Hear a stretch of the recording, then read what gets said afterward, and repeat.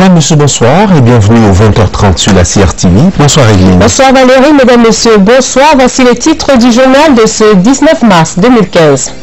Douala salue la mémoire et rend un ultime hommage à Françoise Phoning. Les populations se sont fortement mobilisées pour ne manquer aucune des étapes des obsèques de la mère de Douala 5e.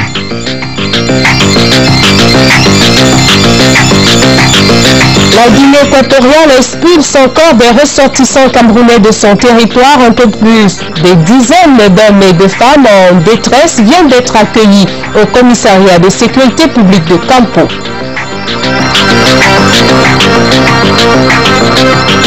Deuxième tour cycliste du Cameroun. L'étape du jour entre Limbé et Douala a été remportée par le Français Vincent Gradzik.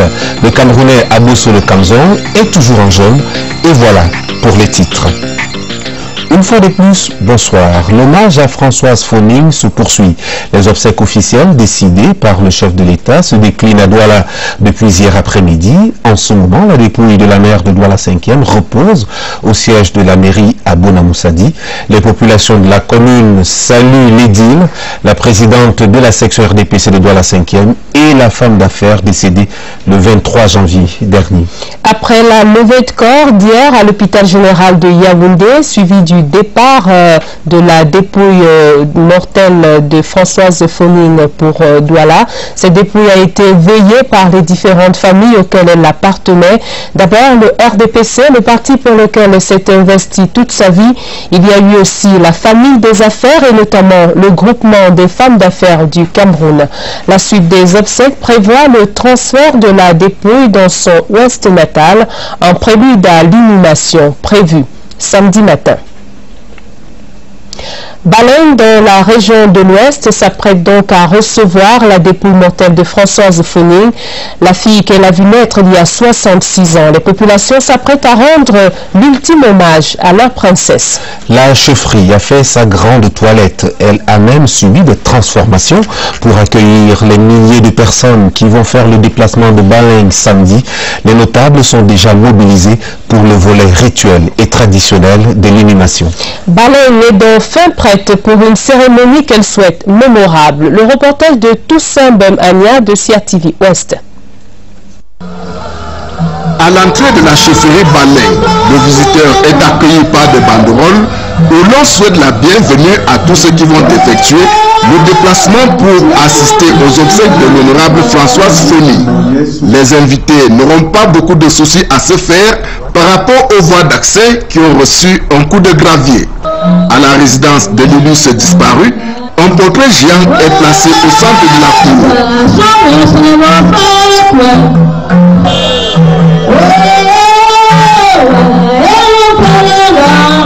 Hommes et femmes déjà sur les lieux exécutent des danses funéraires dans l'attente de l'arrivée du corps de celle qui était jusque-là la maîtresse des lieux. Au niveau des différentes plateformes, certains ouvriers dressent des tentes et des chapiteaux, d'autres rangent des chaises. Un peu plus loin, les parkings où seront garés les véhicules se matérialisent. Au niveau du caveau familial, l'on s'attelle à débarrasser les lieux de tous les objets encombrants afin d'y effectuer le grand ménage. Autre fait à retenir ici, le ravitaillement en eau et autres boissons alcoolisées pour étancher la soif de certains invités. Et pour que le travail sur les sites ne connaisse pas d'interruption du fait de coupure de courant électrique, des groupes électrogènes sont positionnés et prêts à prendre le relais. À Johnny Baleine, il est clair que la toilette effectuée à la faveur de ces obsèques est à la dimension de celle qui a quitté les siens. Dans la suite de ce journal, nous vous proposons justement la suite de notre série sur la télévision au Cameroun. Rappelez-vous, demain, cela fera bien 30 ans, demain 20 mars, que la télévision est apparue au Cameroun. Le paysage riche et diversifié cache une réalité que rebutent certains entrepreneurs. La télévision coûte cher. Elle exige des ressources humaines de qualité, des équipements techniques de pointe et la production des contenus qui elle-même induit des notes de frais faramineuses. Le défi pour les promoteurs privés et publics est sans cesse d'inventer de nouveaux modèles économiques. Même l'État a du mal à maintenir une subvention appelée à s'alourdir. La télévision est condamnée à terme à s'autofinancer. Voici le regard de Lucrèce Medou Ndjemba. Les professionnels des médias vous le diront tous. La production télévisuelle nécessite de lourds financements. Les bons programmes qui donnent de l'audience sont onéreux, les équipements aussi. Pour la télévision camerounaise, comme pour la majorité des chaînes africaines, c'est l'argent qui manque le plus. Il fut un temps ici où la CRTV mettait pas moins de 8 milliards de francs par an sur un total de redevances inférieur à 20 milliards. Nous avons acquis il y a quelques années la matrice centrale de commutation. Ça a coûté 1 milliard de francs. Nous avons acquis récemment également un générateur d'images autour d'une centaine de millions de francs. Le Flyaway que nous avons acquis cette année ou à la fin de l'année dernière, qui est un équipement satellitaire avec lequel nous comptons faire des émissions en direct à partir de n'importe quelle brousse. Tout dépend de ce que vous voulez faire. Trouver des financements aujourd'hui suppose une meilleure organisation des tenants du secteur et de nouveaux modèles économiques. Il y a d'autres façons de gagner de l'argent à la télévision, en faisant venir des contenus de savoir, en faisant venir des types de narration, des systèmes narratifs qui permettent à des organisations, à des individus de s'amener ou de transmettre les valeurs éventuellement qu'ils veulent apporter à la télévision et de faire en sorte que précisément on puisse trouver une articulation qui permet de réconcilier donc l'éditorial et le commercial. Que les producteurs mettent en place des méthodes de production qui soient convergentes, des systèmes de coproduction, des financements conjoints, des demandes de financement de banques spécialisées, et puis mettre en place un système d'organisation financière qui ne se limite pas au Cameroun, mais qui peut s'étendre au niveau sous-régional. Sur le plan des ressources humaines, vous pouvez avoir ce qu'on appelle en rigolant des animaux à 5 pattes, c'est-à-dire la même personne qui a des aptitudes dans l'animation, dans le montage, il y a des gens qui font des économies comme ça, et lorsqu'ils tombent sur des gens qui ont une polyvalence attestée. La direction éditoriale peut également soutenir les dossiers de recherche de financement. Seulement, plus que par le passé, la télévision camerounaise doit faire face à la concurrence des chaînes étrangères dont les programmes retiennent l'attention des téléspectateurs en prime time comme en période creuse. Subissant la concurrence des produits qui viennent de l'étranger et qui sont distribués par satellite, en prime time, effectivement, nos chaînes de télévision sont en difficulté. Ce qui se passe au Ghana et au Nigeria aujourd'hui, dans ce qu'on appelle Nollywood, doit servir de leçon à notre pays pour que localement, de manière endogène, nous puissions mettre en place des programmes de télévision qui sont adaptés à notre culture. Pour les chaînes de services publics comme pour les chaînes privées, la télévision se fait avec de l'argent. C'est le prix à payer pour s'arracher des parts considérables d'audience. La suite de la série demain et nous revivrons sans doute les toutes premières images de la télévision au Cameroun. Mieux accompagner les populations locales dans la conduite des activités génératrices de revenus, c'est le défi que doit relever le sous-programme de réduction de la pauvreté à la base mené depuis 2014 par le ministère de l'économie avec l'appui technique du programme des Nations Unies pour le développement. Une session d'évaluation de ce programme s'est tenue hier ici à Yaoundé. Même si le programme avance normalement, il est question de donner un coup d'accélérateur, notamment parce qu'il arrive à son terme en 2017. Les travaux de cette 5e session d'évaluation de la phase 2 étaient présidés par le secrétaire général du ministère de l'économie. Le compte-rendu de Pierre Evembe. La solution d'une réduction de la pauvreté au Cameroun, une quête permanente du gouvernement. Au ministère de l'économie, une recette a été mise sur pied avec l'appui technique du PNUD, le programme des Nations Unies pour le développement. Il s'agit du sous-programme de réduction de la pauvreté à la base, un plan qui vient donner une autre approche au développement local. Pour lutter efficacement contre la pauvreté, attaquer la pauvreté au niveau de la base, de la commune, créer des emplois, également permettre que des revenus soient générés à travers l'identification de filières porteuses dans chaque région. Il s'agit d'identifier dans chacune de ces régions de manière participative, avec la participation des bénéficiaires à travers ce que nous appelons les centres d'écoute, d'accueil, d'orientation. Ils permettent donc, lorsque nous interrogeons les jeunes, que chaque jeune puisse dire éventuellement, voici mon problème, voici ma problématique, voici comment je peux me faire aider. Depuis la validation du plan de travail annuel du sous-programme en 2014, 33 filières porteuses de croissance ont été identifiées et 126 groupes de producteurs ont bénéficié du financement. L'accent pour nous était mis donc sur la filière sorgho, appelée communément le mil de contre-saison. À ce moment, avec l'appui et l'encadrement des consultants qui sont venus près de nous, on a donc sollicité et on a donc eu un crédit de financement à raison de 27 millions pour aider donc la population à la périphérie. Depuis que nous avons eu ce financement, ça nous a d'abord réunis ensemble. Parce que maintenant nous sommes organisés, on est en groupe, on fait le vente groupée, on stocke. Le sous-programme, qui est encore dans sa phase pilote, est accentué dans la partie septentrionale du pays et la satisfaction des résultats enregistrés jusque-là augure des lendemains meilleurs pour les communes des 10 régions. Conférence internationale sur l'industrie minière au Cameroun. La seconde édition se prépare. Elle se tiendra du 27 au 29 mai prochain au Palais des Congrès de Yaoundé.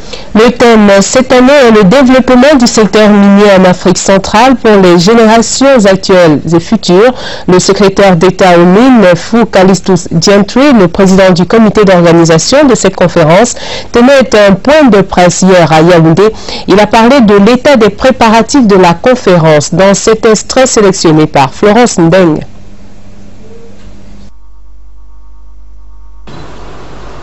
Est une rencontre réservée aux professionnels du secteur des mines et de l'industrie minière en Afrique et dans le monde. CIMIC a donc pour objectif de valoriser et promouvoir le secteur minier camerounais en particulier et celui de la zone CEMAC en général. Développer les stratégies de développement de l'industrie minière et des activités connexes. Mettre en exécution la politique d'attrait des investissements directs et étrangers du gouvernement en la matière. Obtenir des données auprès des experts techniques compétents et des principaux acteurs du secteur. Créer un réseau avec les décideurs clés de l'industrie minière. CIMIC est donc la plateforme pour l'excellence, pour rassembler d'une part les entrepreneurs du secteur minier en Afrique centrale à la recherche de partenaires pour développer, améliorer, diversifier et accroître leurs opérations, et d'autre part des experts, entrepreneurs, bailleurs de fonds, institutions financières, banques, pour échanger sur les questions de financement, mais également investir. Le directeur exécutif du Comité des Nations Unies pour la lutte contre le terrorisme séjourne actuellement au Cameroun. Jean-Philippe Morange et sa délégation ont visité le port autonome de Douala. Les experts des Nations Unies ont évalué le niveau de sécurité du port le plus important du Cameroun et de la sous-région. Ils ont également apprécié l'application par notre pays des normes internationales en matière de sécurité portuaire. Et l'engorgement actuel de cette structure n'est pas pour faciliter sa sécurité, même si les forces de défense sont sur le qui-vive. Voici le reportage de Constant Zé, CRTV Littoral. C'est la plaque tournante de l'activité économique de la sous-région. Le port autonome de Douala, malgré le problème d'engorgement de son espace, devenu un lieu de stockage et non un lieu de transit, a un dispositif qui respecte les normes internationales du code ISPS. Et c'est pour apprécier ce que le Cameroun fait pour respecter les normes de sûreté des navires et des installations portuaires de l'Organisation maritime internationale que les experts onusiens sont descendus au port de Douala.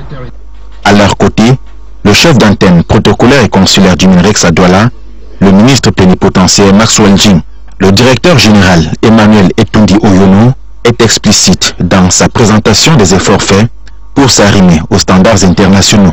L'accès à l'enceinte portuaire est soigneusement filtré. Un radar qui voit les navires à 150 km fonctionne au port autonome de Douala, tout comme une multitude de caméras de surveillance. Les forces de défense et de l'ordre sont présentes en permanence dans l'espace portuaire. La délégation onusienne, conduite à Douala par Jean-Philippe Mourange, est descendue sur le terrain pour faire ses propres constatations. Question d'identifier les domaines dans lesquels le Cameroun peut bénéficier d'une assistance technique dans sa lutte contre le Boko Haram. Le pays, on le sait, est ouvert à toutes les aides pour combattre cet ennemi. Les États-Unis, eux aussi, s'inquiètent de la congestion du port autonome de Douala. Le sujet était à l'ordre du jour des échanges entre le gouverneur du littoral et la sous-secrétaire d'État américain. Linda Thomas-Greenfield a été reçue par Joseph Betty Assomo. Les échanges entre les deux personnalités ont également porté sur l'actualité sécuritaire et la guerre contre Boko Haram. Voici le reportage de Didier Marius Etoundi, CRTV Littoral. C'est une visite qui vient à point nommé, indique Joseph Betty Assomo, compte tenu de l'importance de la coopération militaire et civile entre les deux pays. La ville de Douala occupe une place forte dans cette coopération en tant que capitale économique. Le numéro 1 de la région du littoral rappelle à juste titre qu'il a visité vendredi dernier le bateau de guerre américain qui séjourne au port de Douala. Le sous-secrétaire d'État américain chargé des affaires africaines qui vit en Afrique depuis une dizaine d'années, est au Cameroun pour la première fois. Linda Thomas-Greenfield, dans son entretien avec le gouverneur Joseph Betty Assomo, s'est interrogé comment le port de Douala peut mieux fonctionner. Le désengorgement du port de Douala est une préoccupation de l'ordre du gouverneur, tout comme la sécurité au Cameroun et en Afrique centrale. Le sous-secrétaire d'État américain chargé des affaires africaines a déploré les conséquences que subit le Cameroun à cause de la situation en République centrafricaine et la secte terroriste Boko Haram. Linda Thomas-Greenfield a quitté la capitale économique avec quelques présents reçus du numéro 1 de la région pour la Namibie, où elle va assister à la prestation de serment du nouveau président récemment élu. Un de nos sujets à la une, l'intégration des peuples en zone CEMAC mise à mal. Des Camerounais sont sauvagement expulsés de Guinée équatoriale. Certains sont couverts de blessures, d'autres sont en détresse physique. En provenance de Bata, un nouveau contingent de Camerounais est arrivé hier à Campo, dans le département de l'Océan. Des dizaines d'hommes et de femmes ont été forcés à traverser le fleuve Ntem sur des embarcations de fortune. Le commissariat de sécurité publique de Campo est un peu débordé après le flux des arrivées. Les raisons de ces expulsions restent floues. Une de nos équipes a surpris ces Camerounais désespérés. Voici les images terribles commentées par Elvis Mbimba. Campo, dernier territoire du Cameroun, a vu ce mercredi 18 mars 2015 arriver en pirogue de nombreux Camerounais visiblement dépourvus de tout bien et en situation de détresse. Si on t'arrête que si tu es un Malien, il n'y a pas de problème pour toi. Si tu es un Camerounais, c'est là le problème. M'a fermé 14 jours sans nourriture. Mon papier est encore bien. Il manque 2 mois. Le gars me prend, il me faut hors du camion, il prend mon téléphone, tout, mon argent que j'avais sur moi. On m'a demandé mon papier. Dans le papier, le policier prend une main en poche. Il me demande la négociation. Il donne, il prend une main en poche. Il me dit alors à la police. À la police où on nous enferme, d'où on ne nous donne rien, même pas à manger. Maintenant 2 jours et demi. Installés à Campo, ces Camerounais enregistrés par les forces de sécurité camerounaises attendent de recevoir le secours des bonnes volontés pour rejoindre leur famille à l'intérieur du Cameroun. J'attends du gouvernement camerounais qu'il m'aide à arriver chez moi. Là, je vais reprendre tout à zéro, passer à la voiture et suis dépouillé pour ne pas dire qu'il me manque le slip. Nous sommes venus comme vous êtes en train de nous voir là. On demande vraiment au gouvernement camerounais de faire quelque chose. Faire quelque chose parce que les gens là nous menacent tellement. Ils menacent plus les Camerounais. Ils disent qu'ils ne veulent pas voir les Camerounais.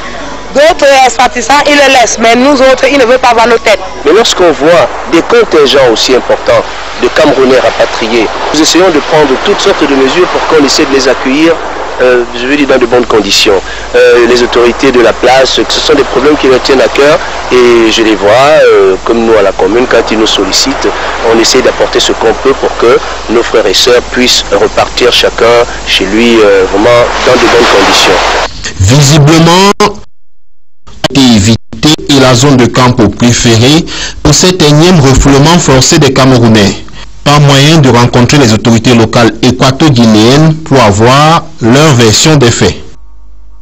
Marcel Niang-Difendi, le président du Sénat, a reçu hier 2 émissaires de l'hôpital américain de Paris. Ils sont venus présenter des offres de soins de la structure aux responsables de la Chambre haute. L'objectif est de parvenir éventuellement à la mise sur pied d'un protocole d'accord de coopération entre le Sénat et l'hôpital américain de Paris, en réalité un partenariat de prise en charge sanitaire. Marcel Niang-Difendi et ses hôtes ont ensemble exploré les aspects de ce possible accord de partenariat. Voici le compte-rendu d'Eugène Mbaye. L'hôpital américain de Paris, dont le président du Sénat reçoit ici 2 émissaires, s'est fait une grande renommée à travers la prise en charge d'un certain nombre de pathologies, dont le cancer, les accidents cardiovasculaires et les hépatites. Véritable menace pour la santé d'une bonne frange des populations africaines, voire camerounaises, aujourd'hui. Pamela Garrido, directeur du développement à l'hôpital américain de Paris, et Deborah Paisoto, responsable des partenariats dans la même structure, ont proposé au président du Sénat la création d'un partenariat avec les structures publiques et l'hôpital américain de Paris, qui reçoit annuellement près de 13% des patients camerounais. Les 2 experts américains se montrent également prêts à jouer un rôle dans la prévention de ces pathologies au Cameroun. Après Yaoundé, Pamela Garrido et Deborah Paisoto mettent le cap sur Libreville, au Gabon. On reparle des accords de partenariat économique à l'Assemblée nationale. L'accord d'étape ratifié par le Cameroun il y a bientôt 1 an a été aujourd'hui au centre d'une rencontre d'information des parlementaires à Yaoundé. Et sous la conduite de la délégation de l'Union européenne, des administrations publiques dont le ministère de l'économie, les députés ont évoqué les opportunités, les contraintes et les perspectives des APE pour le Cameroun. La rencontre de ce matin a permis de redire que le Cameroun dispose d'un accès préférentiel de ses produits sur le marché européen. Le compte-rendu de Séverin Legambeli. Ce qui semble intéresser les parlementaires et qui fonde la tenue de ces assises dans la salle des commissions numéro 3 du Palais de Verre, c'est la définition des modalités de suivi de l'accord de partenariat économique dans le volet contrôle et accompagnement de l'action gouvernementale. Notre préoccupation en tant que parlementaire aujourd'hui, c'est de voir le profit que le Camerounais lambda peut tirer de l'application et l'entrée en vigueur de cet accord. Dans la phase de mise en vigueur, on prévoit ce qu'on appelle le démantèlement de l'accord en 3 étapes. Il s'agira de libéraliser les produits de première nécessité, mais également les produits de consommation qui n'entrent pas en concurrence avec les produits qui sont fabriqués localement. Le deuxième groupe de produits, c'est les machines et le matériel de production. Celui-là rentrera en démantèlement 5 ans après la première année de début de la mise en vigueur. En même temps, on pense déjà à l'administration des APE côté camerounais. Il y a des points qui sont restés en suspens, qui doivent être traités, notamment les volets économiques développement qui sont importants parce que l'accord a besoin d'être accompagné. Au sein du réseau parlementaire pour la promotion des investissements et des contrats de partenariat, on envisage mettre sur pied un groupe de travail au sein du Parlement pour le suivi des APE. John Frundi, au chevet des soldats camerounais et tchadiens, le chairman s'est rendu à la garnison militaire de Yaoundé pour exprimer la solidarité du Social Democratic Front. Aux 85 soldats blessés sur le front de la guerre contre Boko Haram, John Frundi a apporté des denrées alimentaires. Aux convalescents, il a redit son admiration et le soutien de tout le peuple camerounais à la cause. Le terrorisme est abject et ne mérite aucune complaisance. Le secrétaire d'État à la Défense chargé des anciens combattants et victimes de guerre était présent à cette cérémonie et rencontre. Voici le reportage de Grégoire Nguema, CRTV Centre. C'est l'après-midi bien ensoleillé pour ces soldats tchadiens et camerounais qui ont pour point commun d'être tous victimes des exactions de cette secte islamique Boko Haram. Le chairman John Frundi n'a pas voulu rester insensible face à cette nébuleuse qui a endeuillé beaucoup de nos familles, a tenu donc par ce geste à apporter son soutien non seulement à ces 20 soldats qui ont failli de leur vie, mais également à l'État du Cameroun et aux pays frères et amis de l'Afrique en miniature, son soutien indéfectible. Pour jouer l'utile à l'agréable, le numéro 1 du SDF est allé fouiller et tirer les meilleurs des produits de son ranch pour offrir à ces jeunes soldats. Un geste bien apprécié par ces soldats tchadiens. Nous sommes ici au Cameroun. Je dis merci à tous les médecins camerounais. John Frundi a profité donc de cette occasion pour rendre une visite de courtoisie aux malades à qui il a adressé des mots d'encouragement. Question de rehausser le moral de ces soldats qui doivent recouvrir leur santé, non seulement à travers les soins médicaux, mais aussi par ce soutien moral et alimentaire.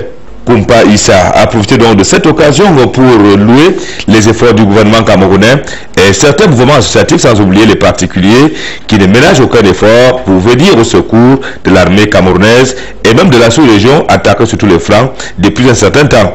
Comme un véritable leader de l'opposition camerounaise, John Frundi n'a pas loupé l'occasion de tirer le taureau par les cornes dans ce lien armée-nation.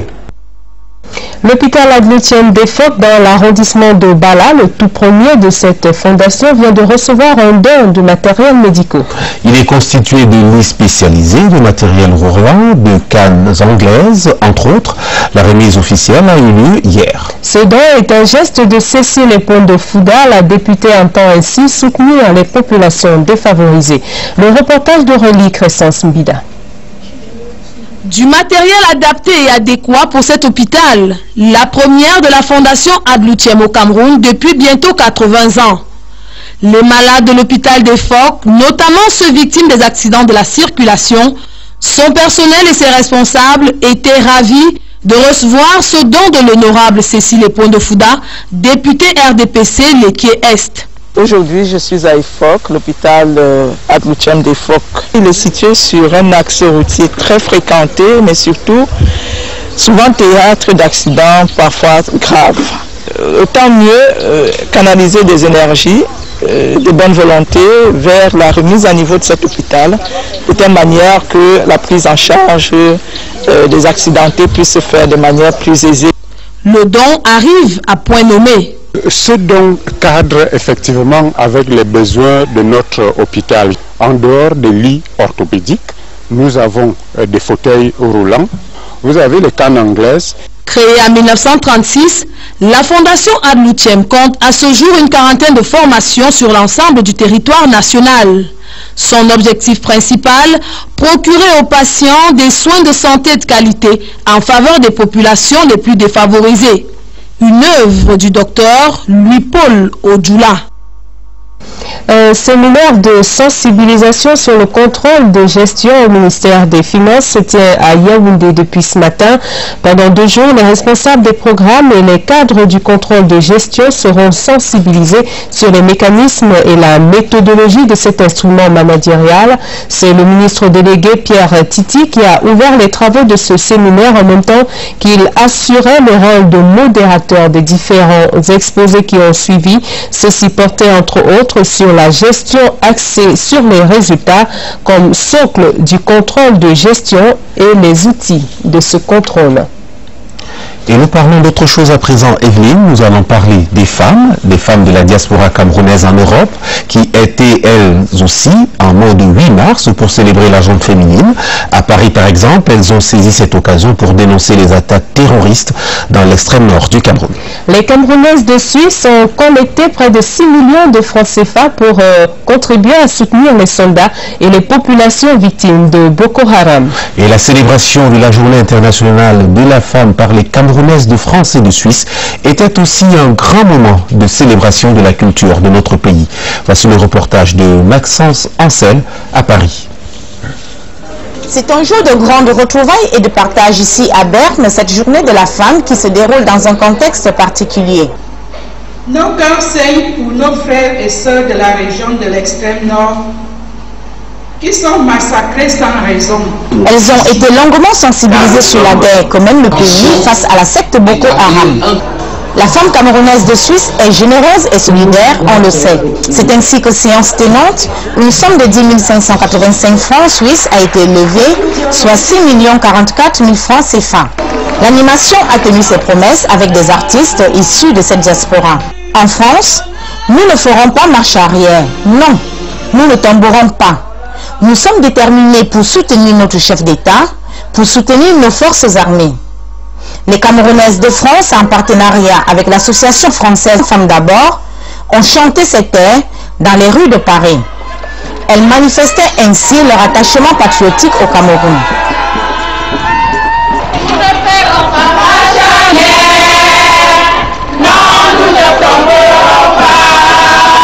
La journée de la femme à Paris, c'était également des stands d'exposition en une thématique rappelant les commémorations passées de cette journée de la femme et le débat sur le thème mise en œuvre de la plateforme de Beijing au Cameroun, bilan et perspective. Les 10 régions sont fièrement portées pour le défilé de mode. Les Camerounaises de France savent que la paix est essentielle pour le développement et pour l'épanouissement de tous. Elles font plaisir à voir les compatriotes de France et de Suisse. En sport ou cycliste, la petite reine a choisi le Français Vincent Grazi qui est le vainqueur de la 6e étape de la course aujourd'hui. 122 km entre Limbé et Douala. La distance a été parcourue en 3 heures 10 minutes et 8 secondes. Victoire sur le fil qui ne déstabilise pas du tout l'équipe camerounaise. Le maillot jaune reste en effet détenu par Clovis Kamzon Abosolo. Le Cameroun trône donc au sommet du classement général. Le point du jour avec Charlie Merinos Liatou. Pour saluer l'arrivée de la caravane du Tour cycliste à Douala, la vie s'est arrêtée un moment dans le quartier Bonabéry, à l'entrée de la ville. Population massée en bordure de route, véhicules parqués sur le trottoir, une aide d'honneur pour le peloton qui va tourner en circuit fermé dans le quartier Aqua pour déterminer le vainqueur d'étape. Vincent Grazic, coureur du club de la Défense. 3 heures, 10 minutes pour braver l'épreuve et se faire une place dans le 12e Tour du Cameroun. C'est une préparation idéale, mais de jour en jour ça allait mieux.